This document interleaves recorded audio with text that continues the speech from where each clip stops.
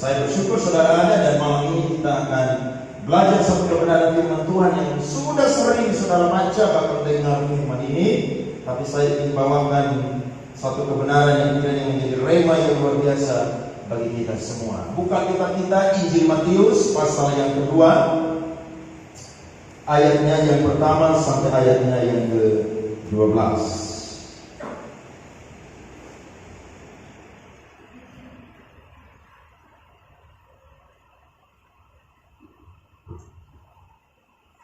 Matius pasal 2 ayat pertama sampai ayat 12. Kalau sudah dapat, saudara perhatikan firman Tuhan, saya akan baca buat saudara.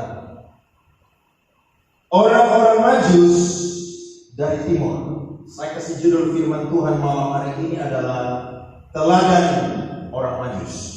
Saudara belajar firman Tuhan malam ini supaya diberkati dengan kebenaran firman Tuhan malam hari ini. Saya mulai, saudara simak firman Tuhan sampai ayatnya yang ke-12. Sesudah Yesus dilahirkan di Bethlehem di tanah Yudea pada zaman Raja Herodes, datanglah orang-orang Majus dari timur ke Yerusalem dan bertanya-tanya, di manakah dia, raja orang Yahudi yang baru dilahirkan itu? Kami telah melihat bintangnya di timur dan kami datang untuk menyembah dia. Ketika Raja Herodes mendengar hal itu, simak baik-baik, terkejutlah ia beserta seluruh Yerusalem. Ini penting sekali ayat 3 dan juga kalimat ini. Maka dikumpulkannya semua imam kepala dan ahli Taurat bangsa Yahudi. Lalu dimintanya keterangan dari mereka, di manakah Yesus Mesias akan dilahirkan.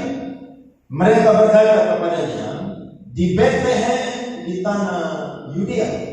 Karena demikianlah ada tertulis dalam kitab Nabi. Perhatikan, menarik sekali ayat 6. Dan engkau Bethlehem tanah Yehuda, engkau sekali-kali bukanlah yang terkecil di antara mereka yang memerintah Yehuda. Karena daripadamu akan bangkit seorang pemimpin yang akan menggembalakan umatku Israel. Lalu dengan diam-diam Herodes memanggil orang-orang Majus itu dan dengan teliti bertanya kepada mereka, bila mana atau kapan bintang itu nampak. Kemudian ia menyuruh mereka ke Bethlehem, katanya, pergi dan selidikilah dengan seksama hal-hal mengenai anak itu, dan segera sesudah kamu menemukan dia, kabarkanlah kepadaku supaya aku pun datang menyembah dia. Setelah mendengar kata-kata raja itu, berangkatlah mereka, dan lihatlah bintang yang mereka lihat di timur itu mendahului mereka hingga tiba dan berhenti di atas tempat di mana anak itu berada. Ketika mereka melihat bintang itu, sangat bersukacitalah mereka. Maka masuklah mereka ke dalam rumah itu dan melihat anak itu bersama Maria ibunya, lalu sujud menyembah dia. Maria ibunya lalu sujud menyembah dia. Mereka pun membuka tempat harta bendanya dan mempersembahkan persembahan kepadanya, yaitu emas, kemenyan, dan mur. Dan karena peringatan dalam mimpi supaya jangan kembali kepada Herodes, maka pulanglah mereka ke negerinya melalui jalan lain. Amin buat firman Tuhan. Saudara, orang-orang Majus adalah orang-orang non-Yahudi yang mendapatkan anugerah Tuhan, bagaimana mereka bisa melihat sebuah bintang yang berbeda dengan bintang-bintang yang lain. Dan mereka mengikuti tuntunan bintang itu, dan mereka pergi mencari seorang yang baru lahir. Orang yang baru lahir ini bukan orang biasa, tapi dia disebut raja orang Yahudi. Yang menarik saudara, dari orang Majus, kelebihan dan kepribadian orang Majus, saya mencatat kurang lebih ada 3. Saudara simak baik-baik. Yang pertama, mereka adalah ahli-ahli sihir di salah satu suku di bangsa Media dan sebuah kasta imamat di bangsa Persia yang mempelajari astrologi dan astronomi. Berarti mereka adalah orang-orang yang tukang sihir, orang-orang yang menggunakan kekuatan gaib untuk bisa melakukan sesuatu. Berarti kita bisa beri kesimpulan, mereka adalah orang-orang kafir yang tidak termasuk di dalam umat pilihan Tuhan. Tapi yang luar biasa adalah saudara, ketika bintang itu ada di atas mereka, maka mereka melihat bahwa ada sebuah bintang yang berbeda dari bintang-bintang yang lain. Dan mereka menduga bahwa ini adalah sebuah bintang yang menandakan bahwa ada seorang raja yang telah lahir. Tapi saudara, ada juga yang mengatakan bahwa orang-orang Majus ini adalah orang-orang yang berasal dari negeri bagian timur, yakni orang-orang yang berasal dari bangsa Arab. Sesuai dengan firman Tuhan Kejadian 25 ayat 5 sampai 6, firman Tuhan berkata, Abraham memberikan segala harta miliknya kepada Ishak, tetapi kepada anak-anaknya yang diperolehnya dari gundik-gundiknya, ia memberikan pemberian. Kemudian ia menyuruh mereka masih pada waktu ia hidup meninggalkan Ishak anaknya dan pergi ke sebelah mana saudara? Timur, ke tanah timur. Siapapun mereka, kita bisa ambil kesimpulan mereka bukanlah orang-orang Yahudi. Yang kedua, kepribadian ataupun juga kelebihan dari orang Majus adalah mereka berjumpa dengan bayi Yesus yang baru lahir saudara, kurang lebih ada 3 orang. Nama yang pertama adalah Asmar, nama yang kedua adalah Melchior, dan nama yang ketiga adalah Baltasar. Ini menurut penafsiran yang pertama. Sehingga mereka datang, mereka mempersembahkan emas, kemenyan, dan mur. Dan 3 orang ini bukan orang biasa, tapi mereka bisa disebut adalah raja-raja. Itu yang pertama. Tapi yang kedua juga ada yang menyebut bahwa mereka yang datang berjumpa dengan bayi Yesus jumlahnya ada 14 orang. Dan di antara 14 orang itu saudara, ada raja-raja di dalamnya yang datang untuk mencari bayi Yesus. Sesuai dengan firman Tuhan, Yesaya 49 ayat 7. Coba kita baca firman Tuhan. Yesaya 49 ayat 7 berkata, beginilah firman Tuhan, penebus Israel, Allahnya yang Maha Kudus, kepada Dia yang dihinakan orang, kepada Dia yang dijijikan bangsa-bangsa, kepada hamba penguasa-penguasa, raja-raja akan melihat perbuatanku, lalu bangkit memberi hormat, dan pembesar-pembesar akan sujud menyembah. Oleh karena Tuhan yang setia, oleh karena yang Maha Kudus, Allah Israel yang memilih engkau. Yesaya 60 ayat 3 juga berkata, bangsa-bangsa berduyun-duyun datang kepada terangmu, dan raja-raja kepada cahaya yang terbit bagimu. Berarti dari data ini saudara, kita bisa ambil kesimpulan, orang yang datang untuk mencari bayi Yesus di malam Natal adalah bukan orang-orang biasa, tapi orang-orang yang luar biasa. Amin saudara. Dan yang ketiga, kelebihan dan kepribadian dari orang Majus adalah mereka adalah golongan orang yang kaya, sehingga mereka mempersembahkan emas, kemenyan, dan mur, yang adalah persembahan yang hanya diberikan kepada siapa saudara? Raja. Mereka datang jauh-jauh saudara, tidak dengan tangan yang kosong, tapi mereka bawa persembahan, dan persembahannya bukan sesuatu yang biasa, tapi yang sangat bernilai, berharga, dihormati, yakni emas, kemenyan, dan mur. Dari 3 kelebihan ini saudara, Maka apa yang kita bisa pelajari dari teladan orang-orang Majus? Saya mencatat, yang pertama, orang-orang Majus adalah mereka yang gigih mencari Kristus sampai mereka menemukannya. Saudara, ketika Yesus lahir, saudara, mereka mencari itu usia 40 hari sampai 2 tahun. Berarti mereka berjalan, saudara, kurang lebih tidak waktu siang, tapi nunggu malam baru mereka jalan. Kenapa? Karena mereka harus ikut tuntunan bintang yang tengah terbit di negeri mereka, supaya mereka tidak salah jalan, tapi mereka mengikuti tuntunan bintang itu. Sampai di mana bintang itu berhenti, barulah mereka berhenti. Ketika mereka mengikuti bintang itu, saudara, mereka berpikir bahwa Yesus yang disebut Immanuel lahir di Yehuda. Maka mereka datang kepada Raja Herodes. Kemudian mereka bertanya kepada Raja Herodes yang luar biasa. Herodes, imam-imam kepala, tua-tua Israel, tidak tahu Yesus sudah lahir.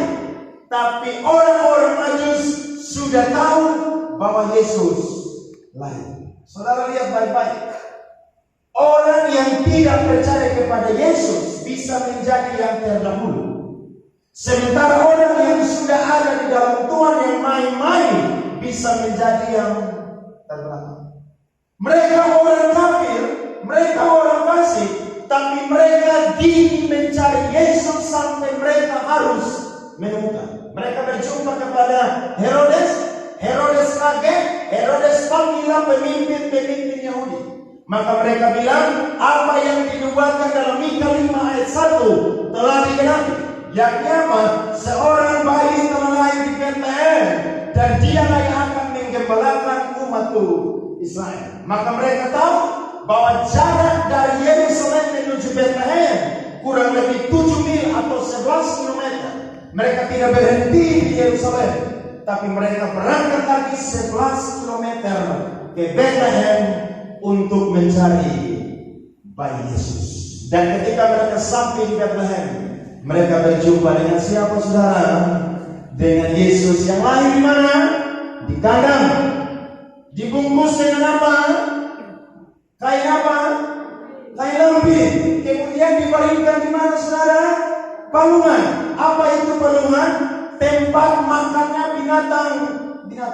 Saya yakin saudara yang ibadah malam hari ini tidak ada yang dilahirkan di kandang. Betul? Atau ada yang dilahirkan di kandang? Saya yakin semiskin-miskinnya saudara pasti lahir di tempat tidur jati. Atau semiskin-miskinnya saudara pasti lahir di tempat tidur besi yang zaman dulu. Tidak ada manusia saudara yang miskin yang punya kejadian sama seperti Yesus. Tapi karena dia tahu dia harus datang sebagai anak manusia, maka dia harus merendahkan dirinya seperti manusia, supaya manusia yang berdosa diselamatkan lewat peristiwa Natal. Amin, saudara. Saudara harus mencari Tuhan sama seperti orang-orang Majus. Kalau saudara tidak sadar, maka orang-orang lain akan mencari Yesus lebih gigih daripada saudara dan saya. Ingat, kita masih hidup, kita ada dalam yang namanya perlombaan iman. Perlombaan itu yang cari saudara bukan siapa yang lebih hebat, tapi perlombaan selalu cari siapa yang bisa masuk finish.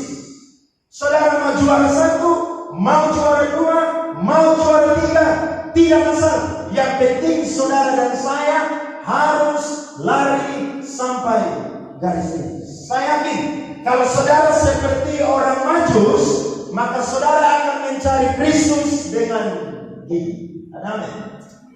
Kalau saudara tidak seperti orang Majus, maka saya yakin saudara masuk dalam golongan Herodes dan orang-orang Yahudi. Kenapa? Karena ketika Yesus lahir mereka cuek, mereka tidak peduli. Sementara orang-orang Majus yang bukan orang Yahudi, tapi ketika Yesus lahir saudara, mereka merespon. Ada berapa banyak orang yang bilang orang Kristen, tapi sampai hari Natal ini hidupnya tidak pernah berubah. Orang Majus, mereka orang tukang sihir, mereka orang kafir. Tapi ketika lewat Yesus lahir, mereka yang jauh dibawa mendekat kepada Yesus. Supaya apa? Mereka punya kehidupan berubah. Orang Kristen atau bukannya gereja, bukannya perbaiki hidup, tapi masih minum-minum mabuk. Ya, masih suka yang namanya pesta pora, masih suka pakai kehidupan yang lama. Harusnya Natal membawa perubahan seperti orang-orang Majus. Mereka bukan orang percaya, mereka bukan orang Yahudi, tapi lewat kelahiran Kristus, mereka rela meninggalkan tempat mereka untuk mereka respon kepada bayi Yesus yang telah lahir di Yerusalem. Kalau saudara gigi cari Tuhan, saya yakin saudara jadi orang Kristen yang tidak terlalu banyak alasan untuk cari Tuhan. Betul saudara? Kalau saudara gigi mencari Kristus sampai menemukan, saudara akan jadi orang Kristen yang tidak akan pernah punya alasan untuk tidak cari Tuhan. Karena saudara tahu, hidup ini adalah kesempatan. Kalau saudara buang kesempatan, maka ingat, sama seperti orang Majus yang ketika Yesus lahir mereka tidak buang kesempatan, tapi mereka datang cari bayi Yesus sampai mereka menemukan. Dulu saya masih SMA, bertobat, KKR biasanya di Polda. Zaman itu belum ada motor. Tapi ketika KKR, saudara, saya punya roh itu menyala-nyala. Kenapa? Karena ketika ikut KKR, dijamah Tuhan, dilawan Tuhan, dengar khotbah, diberkati dari pendeta-pendeta. Wih, saya kayaknya ikut satu hari tidak puas. Maka ikutlah hari kedua. Maka ikutlah hari ketiga. Zaman dulu tidak ada motor. Tapi karena lapar dan haus ingin diberkati dengan kebenaran firman Tuhan, dengan hadirat Tuhan, kami pergi naik angkot dari Oslo, namun saya turun depan Polda, tapi pulang jalan kaki. Ada yang pernah? Ada yang pernah? Kalau yang pernah saudara ingat, luar biasa. Itu kenapa sampai saudara rela menjalan kaki? Karena saudara lapar dan haus akan Tuhan. Yang saudara cari bukan uang, bukan sumbangan, bukan sembako. Yang saudara cari adalah Tuhan pemilik kehidupan. Makanya kalau saudara cari pemilik kehidupan, saudara dan saya jangan pernah hitung-hitungan. Ada apa saudara? Kalau saudara cari pemilik kehidupan, saudara bersyukur bahwa Tuhan itu pemilik kehidupan. Dia memberikan hidup kepada kita supaya kita bisa menikmati semua berkat Tuhan yang Dia sediakan. Kalau saudara mau bayar Tuhan, coba hitung Tuhan punya kebaikan. Dari bulan Januari tanggal 1 sampai tanggal 24, coba saudara kalkulasi. Seperti ilustrasi yang pernah saya kasih beberapa minggu yang lalu. Ada seorang tua usia 93 tahun, belum pernah sakit. Ketika dia sakit, dirawat 1 kali 24 jam.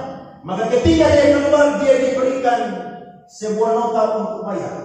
Dan jumlahnya adalah $500. Ketika dia lihat bon daripada pengobatan, dia sedih, dia menangis. Kenapa? Karena dia merasa bahwa terlalu murah, dia harus membayar. Dokter tanya, Pak, kenapa menangis? Karena dokter pikir terlalu mahal untuk dia bayar. Terus dia bilang begini, tidak dokter, saya sedih. Kenapa? Karena saya usia 93 tahun, saya belum pernah bayar Tuhan punya kebaikan. Jika dikalkulasi saudara, $500 kali dengan 13.000, maka 1 hari dia harus bayar 6.500.000. Lihat kiri kanan, tanya, punya uang? Tanya, punya uang? Bisa bayar Tuhan tiap hari 6.500.000? Makanya saudara jangan sombong kalau ketemu Tuhan. Cari Tuhan itu jangan hitung-hitung. Kenapa? Tuhan terlalu baik bagi saudara dan saya. Saya coba kalkulasi 6.500 kali 30 atau 1 bulan, maka jumlahnya adalah 195 juta. Ada yang punya uang, lihat kiri kanan, punya uang 195 juta, bayar Tuhan. Jangankan 195 juta, ke gereja Anda hitung-hitung. Saya naik angkot 5 kali, 6 kali, nanti bayarnya bagaimana? Sampai gereja lagi kasih kolekte, belum perpuluhan. Saudara, aduh kalau saudara hitung-hitungan, saudara malu sendiri. Ada amin saudara? 1 bulan saudara harus bayar berapa? 195 juta. Saya coba kalkulasi, 195 juta kali 12, maka jumlahnya adalah saudara 2.340 juta. Sebentar pulang, yang punya rekening semua tarik ya kan? Besok tanggal 25 store semua di gereja sini. Ada yang mau? Woi, saya yakin tidak ada yang mau. 2.340 juta. Saya coba kalkulasi dengan 93 tahun atau 93 kali. Maka jumlahnya adalah saudara 217 triliun 620 juta. Berapa saudara? 217 triliun 620 juta. Tidak ada satu orang di dunia ini yang berani bayar Tuhan. Amin. Kalau saudara sudah usia mungkin mau 70, maka saudara harus siap-siap bayar Tuhan 163 triliun 800 juta. Bukti ini menandakan itu baru nafas saja. Belum mata dua yang masih lihat, belum telinga dua kiri kanan, belum otak yang masih waras, belum kaki, belum tangan, belum jantung, belum lain sebagainya. Saudara bisa bayar Tuhan? Tidak bisa.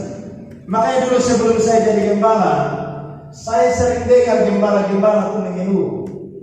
Sekarang saya jadi gembala, kok saya rasa dulu saya juga protes. Gembala itu mengeluh. Kenapa mereka mengeluh? Karena ada jemaat saudara yang dinasihati, ayo ikut doa di gereja, ayo pelayanan, tapi malasnya luar biasa saudara. Alasan banyak, sibuk, tidak ada waktu, tidak bisa nyanyi, tidak bisa doa. Pokoknya ada deh, pokoknya alasannya. Tapi sekarang saya jadi gembala, kalau saya rasa betul yang terjadi itu betul. Ada jemaat saudara yang ketika diomongin siap, tapi ada juga saudara yang sudah diomongin sampai saudara mulut busa, sampai capek, sampai bosan, juga tetap ada. Ada yang malam di tempat ini, saudara sadar sendiri ya. Saya harap saudara masuk 2021, saudara punya semangat seperti orang Majus. Amin. Lihat kita dan dia begini, kamu jangan kalah dengan orang Majus. Amin. Karena yang saudara cari ini bukan manusia, yang saudara cari ini pemilik kehidupan. Amin. Dan dia adalah sumber segala sesuatu. Kalau saudara cari Tuhan, saya percaya masa depan Tuhan jamin. Kalau saudara cari Tuhan, kesehatan Tuhan jamin. Kalau saudara cari Tuhan, Tuhan akan angkat saudara terus punya kehidupan, sehingga saudara punya kehidupan tiap tahun menjadi orang yang tampil beda dengan orang yang tidak beribadah kepada Tuhan. Firman Tuhan catat. Makanya cari Tuhan saudara, supaya saudara dan saya jangan kalah dengan orang lain. Mereka bukan orang Yahudi, mereka bukan orang Kristen, tapi ketika mereka melihat bintang Kristus, mereka harus meninggalkan segala-galanya dan mereka pergi mencari bayi yang telah lahir. Nyawa mereka taruhannya. Ketika mereka jumpa dengan Herodes, bisa saja mereka dibunuh oleh Herodes, tapi mereka tidak takut. Apapun yang terjadi, yang penting berjumpa dengan bayi yang telah lahir. Namanya adalah Yesus Kristus. Berikan tepuk tangan yang paling meriah buat Tuhan yang berkuasa. Yang kedua, saudara, apa teladan yang harus kita belajar dari orang-orang Majus? Yang kedua adalah mereka berkorban, mempersembahkan emas, kemenyan, dan mur. Saudara lihat ayat 11. Maka masuklah mereka ke dalam rumah itu dan melihat anak itu bersama Maria, ibunya, lalu sujud menyembah dia. Mereka pun membuka tempat harta bendanya dan mempersembahkan kepadanya emas, kemenyan, dan mur. Teladan yang kedua, mereka bukan saja gigih mencari Kristus sampai bertemu, tapi mereka rela mempersembahkan yang terbaik kepada Kristus. Saya coba timbang dari sisi teologi, saudara. Kenapa mereka memberikan emas, kemenyan, dan mur? Karena pada waktu itu, saudara, terjadi yang namanya sensus oleh Kaisar Agustus. Sehingga orang-orang pada waktu itu ada dalam tekanan militer dan pajak yang sangat tinggi. Sehingga mereka adalah orang-orang yang sangat membutuhkan benda yang mahal menjadi sumber atau menjadi penopang kehidupan mereka.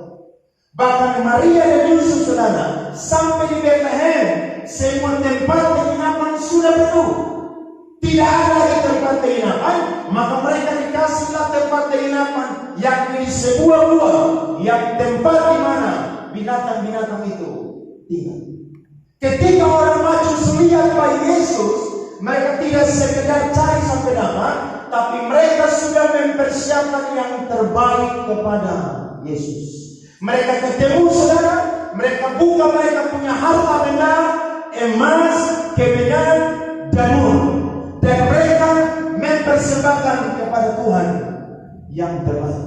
Saudara, ketika saudara mau berjumpa dengan Tuhan, saudara perlu mempersiapkan yang terbaik kepada Tuhan. Saudara siap apa yang pertama? Siap saudara punya hati. Kalau mau beribadah, siap hati. Makanya saudara-saudara kita di Sinode Sebelah, sebelum perjamuan kudus, ada yang namanya ibadah sedia. Betul. Kenapa ibadah sedia? Karena memang butuh persediaan untuk makan tubuh Kristus dan minum darah Kristus. Orang yang sembarangan makan tubuh dan minum darahnya bukan dapat berkat, tapi dapat tutup dari Tuhan. Nah, saudara, kita pun juga seperti demikian. Ketika mau datang gereja, mau datang ibadah, siap hati baik-baik. Ada amin? Saudara punya masalah dan kemudian kasih tinggal tahan di rumah. Seperti kemarin saya khotbah di Natal Bank BRI di Nekoten, yang hari itu kepala Bank BRI Kota Kupang dan sekitarnya. Saudara, dia bercerita kepada saya, bilang, Pak Andre, saya punya hidup ini semuanya seperti sudah diatur Tuhan. Saya kerja tidak terlalu lama, tapi saya bisa diangkat jadi orang nomor 1 di Bank BRI. Orang yang kecil saja, tapi rendah hati. Dia bilang, kalau saya berdoa dengan Tuhan, kadang-kadang saya tidak bisa berbicara banyak dengan Tuhan. Yang saya bilang, apa Tuhan, pakai saya dengan saya punya pekerjaan supaya saya bisa melayani Tuhan lewat saya punya pekerjaan. Lihat, orang punya motivasi ingin beri yang terbaik. Saudara juga harus mau memberi yang terbaik. Ketika saudara datang ibadah, siap saudara punya diri, saudara punya hati, supaya ketika saudara datang, saudara tidak lihat kiri kanan, tapi ketika ada pujian di depan, saudara sungguh-sungguh dengan Tuhan, rasakan hadirat Tuhan, sampai saudara dijamah oleh Tuhan. Saudara datang, pulang tidak sama seperti saudara. Jangan datang gereja, datang ibadah, asal store muka, supaya saudara tidak ditanya oleh saya, yang penting hadir dalam ibadah. Jangan, saya tidak penting. Yang penting adalah siapa? Tuhan. Ketika saudara datang berjumpa dengan Tuhan, saudara alami berkat Tuhan yang luar biasa. Ada amin? Jadi ketika datang ibadah, sungguh-sungguhlah dengan Tuhan. Emas, kemenyan, dan mur juga saudara berbicara tentang harta kekayaan benda yang kita punya. Sekali lagi, Masing-masing orang dikaruniai berkat yang berbeda-beda. Tidak semua orang sama. Makanya saya itu paling tidak suka pendeta ancar jemaat di gereja. Kalian tidak boleh kasih persembahan 2.000, 1.000. Itu saya paling tidak suka. Bicaranya adalah saudara datang kepada Tuhan, kasih persembahan yang terbaik. Kenapa? Karena yang hadir datang gereja kan tidak semuanya orang konglomerat. Mungkin ada orang konglomerat di situ. Artinya apa? Mau makan aja susah. Loh, kenapa pendeta larang orang kasih persembahan 1.000, 2.000? Kalau engkau punya 1.000, 2.000 yang memang ada pas di kantong saudara, beri yang terbaik kepada Tuhan. Amin. Tapi kalau saudara punya harta banyak, jangan kasih 1.000, 2.000. Satu hari aja bayar 6.500.000. Masa kasih Tuhan saudara 1.000, 2.000? Saudara parkir aja bayar 2.000. Masa kasih Tuhan saudara tiap ibadah 2.000? Tidak masalah. Kenapa? Karena saya pun pernah ada di posisi memberi persembahan seperti dia. Tapi ketika saya jadi betul, saya janji, Tuhan, saya tidak mau beri persembahan yang biasa. Minimal, kalau tidak 5.000. Kenapa? Kalau saya kasih 2.000, sama seperti saya beli Salome 1.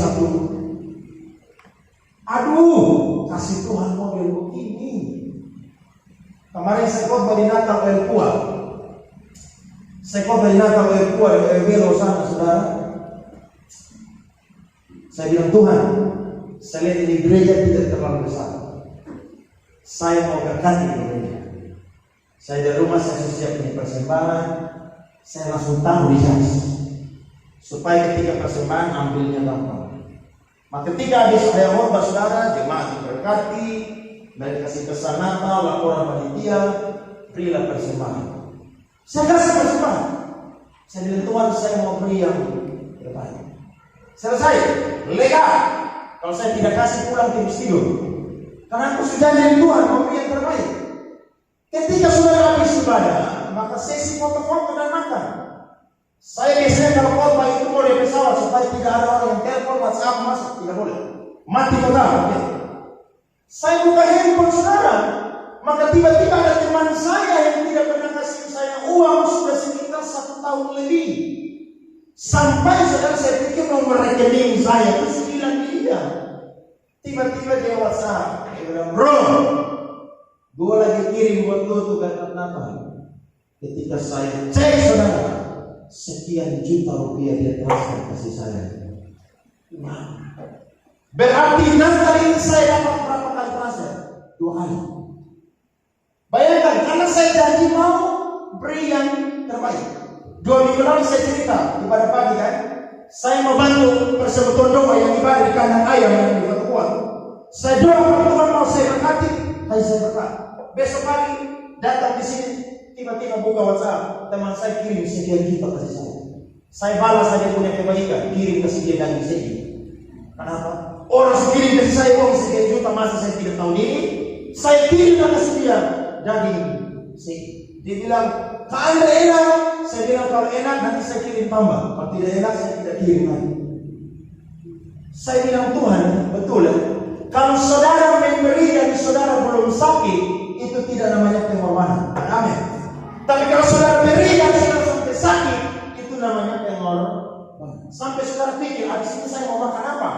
Abis ini saya punya kebutuhan bagaimana? Karena saudara sendiri merasa bahwa saudara tidak bisa. Tapi kalau Tuhan tolong saudara beri yang terbaik, harus beri yang terbaik. Maka saya dapat berkat. Kemarin saya berikan 1 orang janda, kasih berkat. Saya pergi ke toko, saya beli kurang lebih 100.000 lebih. Saya bersumpah, saya kasih. Saya bilang, Ibu, ini berkat Natal bagi saya. Loh, saudara diberkati untuk apa? Untuk apa? Diberkati untuk diberkati untuk beli, diberkati untuk gigit, tidak, diberkati untuk member. Amin. Amin saudara. Orang maju saja Mereka bukan orang Yahudi, tapi ketika mereka mau berjumpa dengan Yesus, mereka sungguh-sungguh mempersembahkan yang terbaik kepada Tuhan. Apa yang kita punya hari ini, hidup, harta, kekayaan, talenta, berilah kepada Tuhan. Jangan pernah simpan. Kalau saudara simpan, saudara tidak akan pernah melihat mujizat demi mujizat dalam kehidupan saudara. Karena orang yang memberi adalah orang yang siap diberkati. Amin. Kalau saudara lepaskan begini, berarti tangan selesai terbuka. Berarti Tuhan isi lagi. Tapi kalau saudara simpan, maka saudara seperti laut mati yang tidak bisa mengalirkan air sehingga kadar garamnya tinggi. Tidak ada kehidupan di laut mati. Tidak ada ikan yang hidup di laut mati. Makanya orang ke Israel tidak perlu yang namanya pakai apa untuk terapung di atas laut mati. Cukup tidur aja terapung di laut mati. Kenapa? Karena kadar garamnya sangat tinggi. Saudara jangan seperti laut mati. Amin. Seperti laut yang hidup, di mana ikan-ikan hidup di sana, ada kehidupan di sana. Lihat orang Majus, mereka bukan orang Yahudi, tapi ketika mereka lihat Yesus telah lahir, maka mereka mempersiapkan yang terbaik kepada Tuhan. Pertanyaannya, malam ini saudara merayakan Natal, malam Natal, apakah saudara mau mempersembahkan yang terbaik kepada Tuhan? Saudara lihat ayat yang ke-12 sampai 8. Dan karena diperingatkan dalam mimpi, supaya jangan kembali kepada Herodes, maka pulanglah mereka ke negerinya melalui jalan. Artinya apa? Sekali menyembah Yesus, tetap Yesus. Tidak ada kompromi. Sekalipun nyawa mereka jadi taruhannya, tidak apa-apa. Yang penting mereka sudah selesai melaksanakan panggilan mereka. Untuk apa? Memberkati Yesus. Ingat, saudara belajar beri yang terbaik kepada Tuhan. Ada sebuah kalimat kita begini: ketika kita menyembah harta benda, maka kita tidak akan mempunyai hati untuk menyembah Yesus. Saya ulangi, ketika kita menyembah harta benda, maka kita tidak akan mempunyai hati untuk menyembah Yesus. Dan yang kedua, ketika kita menemukan Kristus dengan sukarela, kita akan memberikan harta benda kita kepadanya sebagai persembahan. Harta kita adalah tubuh kita, jiwa kita, dan roh kita. Bahkan juga bakat, talenta, dan harta kekayaan yang kita punya. Saya mendorong saudara malam hari ini belajar dari kisah orang Majus. Sekalipun mereka bukan orang Yahudi, bukan orang pilihan Tuhan, tapi ketika mereka melihat bintang Kristus, mereka mencari Kristus dengan gigi sampai mereka apa saudara? Ketemu. Cari Yesus sampai ketemu. Amin saudara. Cari Yesus sampai dapat. Jangan saudara ikuti perintah manusia sehingga saudara tinggalkan Yesus. Cari Yesus sampai dapat. Orang mau bilang apa, taruhan apapun juga. Sekali saya cari Yesus, saya cari sampai saya meninggalkan bumi. Dan yang kedua, saudara rela mempersembahkan yang terbaik kepada Tuhan. Emas, kemenyan, dan murah. Apa itu emas, kemenyan, dan murah bagi kita? Tubuh, jiwa, dan roh kita. Bahkan harta, kekayaan, talenta, semua yang kita punya adalah milik Tuhan. Hormat dan kemuliaan hanya bagi Tuhan saja. Beri tepuk tangan buat Tuhan yang luar biasa.